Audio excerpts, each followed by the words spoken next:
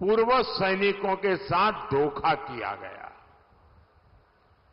और कांग्रेस के जहन में सेना के प्रति, सैनिकों के प्रति नफरत का भाव भरा पड़ा है। और 1962 में पंडित नेहरू की जो ऑरा का गुब्बारा जो फूट गया, चाइना के हाथों हमें जो हमारी पिटाई हुई, वो उसके लिए गुनहगार हमारी देश की सेना को मानते हैं। और आज भी वो परिवार उसी मिजाज में हमारी सेना का अपमान करने के मौके ढूंढती रहती है। और उसी बदले की भाव से उसने 500 रुपया ऐसे ही फेंक दिया और कह दिया कि वो आरोपी हो जाएगा। वो आरोपी होने का मतलब क्या होता है, वो मोदी ने आकर के बताया। मोदी ने आकर के जब ओआरओपी लागू किया, वन रैंक वन पेंशन लागू किया,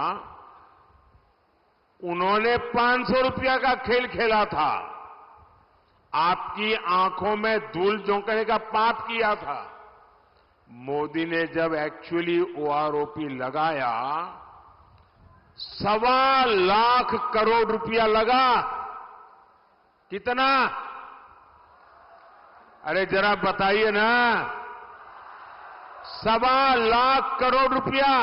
अब कोई मुझे बताए, कहां 500 करोड़ और कहां 1.25 लाख करोड़? ये 1.25 लाख करोड़ रुपया पूर्व सैनिकों के परिवारों के बैंक के खाते में जमा हो चुका है। जब सैनिकों का मान रखने का जज्बा होता है तो काम भी उसी जज्बे से होता है। साथियों, हमारे हरियाणा को भी लूटने में कांग्रेस ने कोई कोर कसर नहीं छोड़ी थी। मैंने तो अपनी आंखों से देखा है कांग्रेस के समय में क्या हाल था हरियाणा का। जो मुख्यमंत्री बनता था वो अपने जिले के बाहर नहीं देखता था।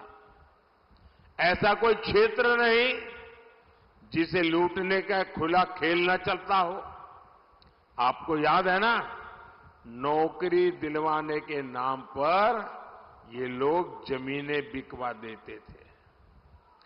ट्रांसफर पोस्टिंग की तो खुली इंडस्ट्री चलती थी, सड़कें गड्ढों में होती थी, उद्योगों पर संकट आने लगा था। आप कल्पना करिए, अगर कांग्रेस कुछ दिन और रह जाती तो हरियाणा का क्या हाल करती। साथियों, बीते 10 वर्षों में हमने कांग्रेस के पाप धोने में बहुत मेहनत की है। आज हरियाणा में आधुनिक हाईवे और एक्सप्रेसवे बन रहे हैं। अब न दिल्ली दूर है, न चंडीगढ़ दूर है। हम नारनौल वाले सुबह चंडीगढ़ से निकलते हैं और जात करके काम पूरा करके शाम को रात घर पहुंच जाते हैं। गुरुग्राम वालों का तो जीवन ही द्वारका एक्सप्रेसवे ने आसान कर दिया है। इसलिए अब इस पूरे एरिया में नए नए उद्योग लग रहे हैं, रोजगार के नए अवसर पैदा हो रहे हैं। भाइयों बहनों, मैं गुरुग्राम के युवाओं से भी कहना चाहता हूं, अगले 5 साल ये देश में एक बड़ी क्रांति का समय होने वाला है। आप देखिए कैसे नए नए सेक्टर्स हमारे नौजवानों का भाग्य बदलने वाले हैं। Semiconductor sector, drone sector, startup sector, food processing sector, green energy sector, green hydrogen hub, pharma hub, अनगिनत, और इन सब में बहुत से ज्यादा काम मेरे देश के नौजवानों को मिलने वाला है। आपके हर सपने पूरे होंगे,